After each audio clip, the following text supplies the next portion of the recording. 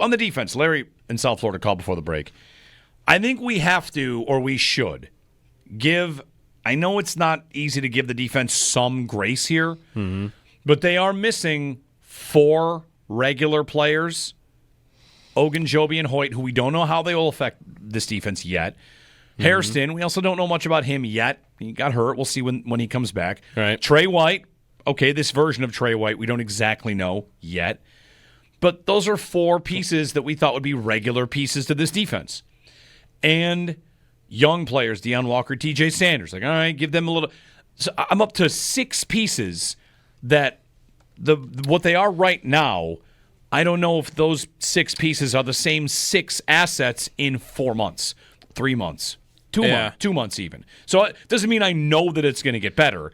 But you did play the toughest team you're probably going to play offensively without knowing what those pieces are really going to be. So it's not good the way the defense played, but I got to kind of hang my hat on that a little bit, that it's a work in progress from a personnel standpoint and from the player development standpoint. Yeah, that is one way to do it. I mean, if you really look at it, though, in terms of like who plays the most, they only were missing 1 starter, right?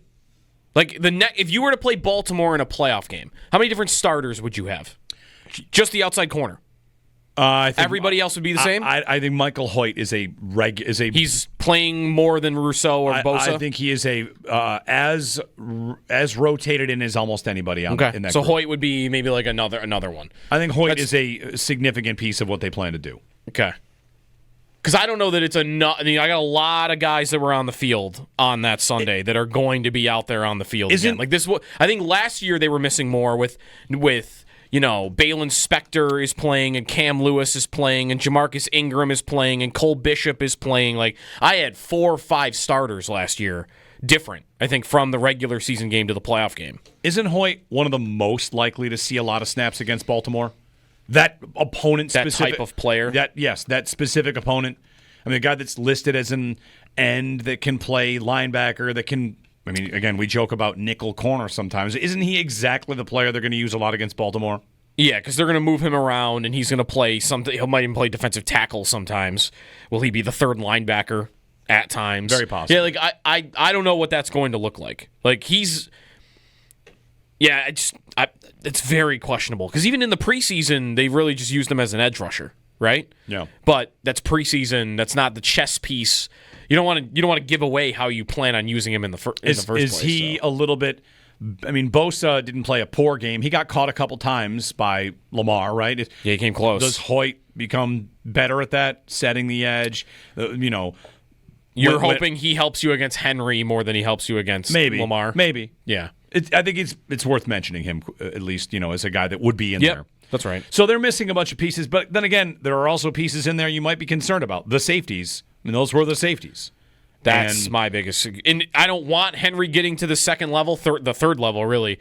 But those two just looked. It's Henry, right? Like, it's Derrick Henry. He might be the best running back who's ever lived. It's Henry. But, man, they just didn't even come close. You had 2 highlights, and the Bishop one looks worse. I think the Rapp one is worse. The Rapp one's worse. The Bishop one, maybe once in a while, he finds a way to slow him down so someone else can catch him up. Right. Rapp isn't even putting a hand on him. No, Rapp, bad angle. Just gets torched on that play. Johnny in Buffalo. Hey, Johnny, good morning. Hey, good morning, guys. Thanks for taking my call. It was just awesome watching that game the other night after having like 24 hours to kind of decompress. You just learn to appreciate and love Josh Allen even more. I know we all love Allen, but what he did the other night was just absolutely spectacular, just the way he kept plays alive, the throws he made in timely situations. I think the only thing we can really be frustrated on is obviously some of the play calling in the first half when you kind of want the ball in his hands every single play. And it's just, he just appears so dialed in, and he's taken that next step in his game where he's just really beginning to kind of become one of those elite guys before the pre-snap, making pre-snap reads, really understanding what the defense is doing. We saw it on that Cook screen. We saw it on that throw to Keon. He's checking plays at the line. He's making signals. And it's it reminds me of the way that, the Bradys and the Mannings did things as they progress in their careers. And it's just awesome to watch. When it comes to the defense, I agree with you, Jeremy. It's just this defense is going to look, I think, vastly different come playoff time with these added pieces back, with more rotational players. We played the toughest opponent I think we're going to play all season.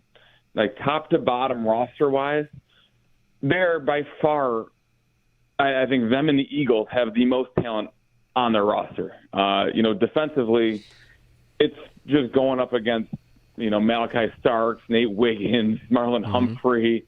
It's crazy, the guys that we go against, Jair Alexander, and we don't have, and we still talk about our lack of kind of weapons, yet we still got the victory. It's just, I kind of went into that game almost expecting to lose because we make the adjustments come playoff time. You can kind of adjust your defense more then to say, okay, we really need to stop Lamar in this rushing game, but you're not going to change what you do fundamentally during the regular season. It's just kind of what every coach has done, and that's why the Ravens have so much success regular season-wise. But it's like watching Allen just it was awesome to see, and I can't get enough of it, man. It's just like I want to watch highlights over and over, and the only other thing I think we're going to need by the end of the season, and I know you might not agree with me because I'm team wide receiver too, but that safety position, man, it could become a problem. It's not great to look at. Rapp doesn't look great. Hamlin's not great. Bishop's okay. He's learning. Hopefully he gets better. But the lack of general athleticism at that position, I think it might come back to hurt us. And obviously we're hoping our D-line doesn't give quarterbacks too much time and we can get some pressure. But we need a playmaker back there at safety. And I know they don't grow on trees, but to me that position is the most glaring need that we have right now because we have Allen who can really command that offense. But on defense, Ed Oliver's been was the star, but I need a guy playing safety who gives me some confidence, at least a guy like maybe we had when we had Hyde and Poyer back there. That was amazing. Just give me one of those types. But other than that, love Josh. Thanks, Johnny. On the safety position, I mean, when we got to draft day and we had one day we flirted with the idea of Malachi Starks. Like I was on board for that idea, or somebody at the safety position. Bishop has the athleticism. You're talking about an athletic safety. Like Bishop is definitely athletic enough for the position. The interesting thing about this defense is you say, like, these players coming back. I don't want you to confuse it with I'm predicting they will be great by the time they get to the playoffs. I definitely don't know. I just got to give a little bit of grace period here for McDermott and Babbage to kind of put it together. You have games where you just don't play well. You have a lot of new pieces. You're feeling it out, whatever. Will the safety position be a problem the whole year? Maybe against some teams, yes. Maybe against the Jets it won't. Maybe against the Saints it won't. But there might be times during the year. Like we're constantly talking about this team in the moment and also looking to when we know it's going to count. And by then, who knows who's healthy? I saw some suggesting the Bills should call Jabril Peppers today. I saw a lot of tweets about him during the game. I don't know if they're going to do that. In part because I think what people saw from Rapp was a lack of athleticism in that game, and everyone was, this guy is super athletic. Jabril Peppers for the position. So, I mean, maybe they bring him in later in the year. I don't know if he would start right away. Like, I think these are probably your starting safeties.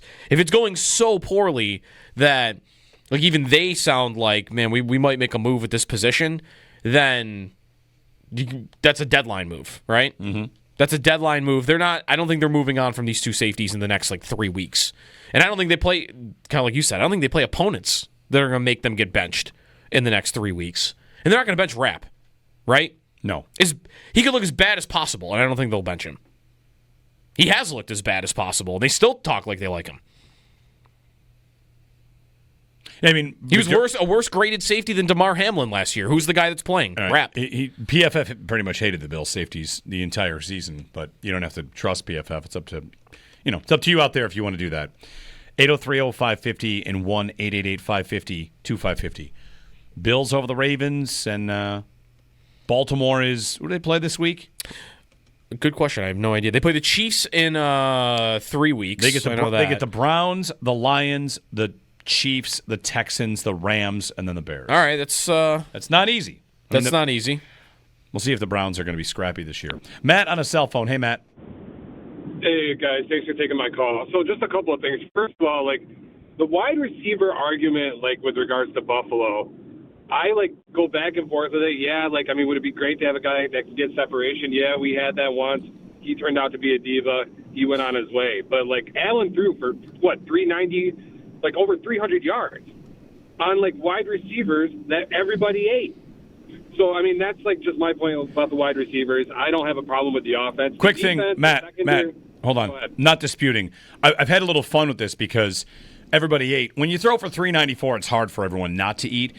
There was a graphic, Nate Geary from WGR here, on pre-games with Nate, you hear him all the time. He posted a graphic of all the Bills receivers and the numbers they put up. And I would just like to point out that the numbers from that game, if you did go for the pace, Keon Coleman is having a 1,900-yard season, and I promise you, that is not, that's a conversation.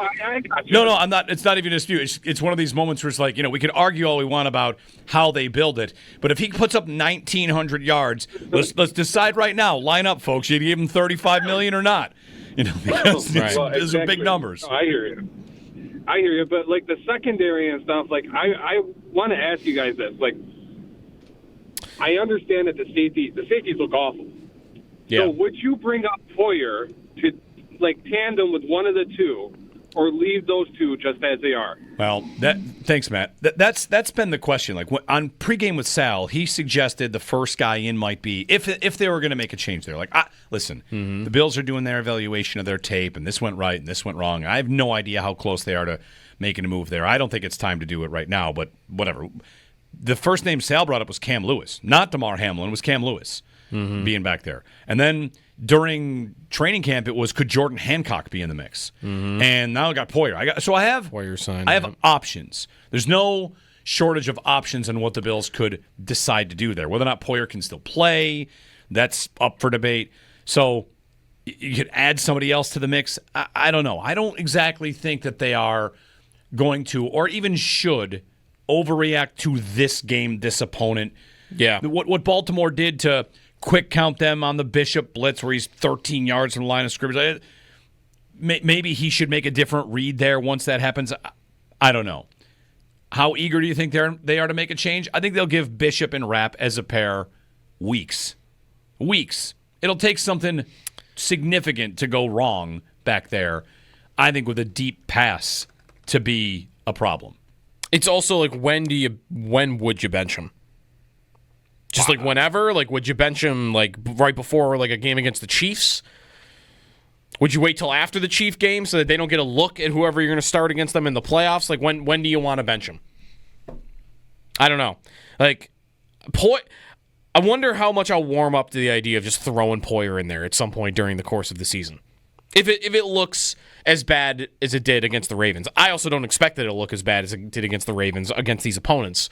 So I feel like it might quiet down a bit on the safeties in the next couple of weeks, in the next month. I hope so, at least. I mean, that's the thing about that position. They give up one bomb over the top against anybody. It's going to be, you got to get this guy out of there. And same, I don't know how close they are to moving on from either one of those two out of the starting lineup. I mean, Bishop, McDermott did say, we're looking for the starter opposite of we're looking for someone. 2 weeks ago? It was not long ago, yeah. It was not that long ago. 2-3 weeks ago. So, I don't know what their bar is for, you got to show us something. At some point. We won't just leave you in there all year if you're not doing the right things or you're not making a difference when they do have, I don't know if you want to call them great, they're not great options, but you have options. 803-0550.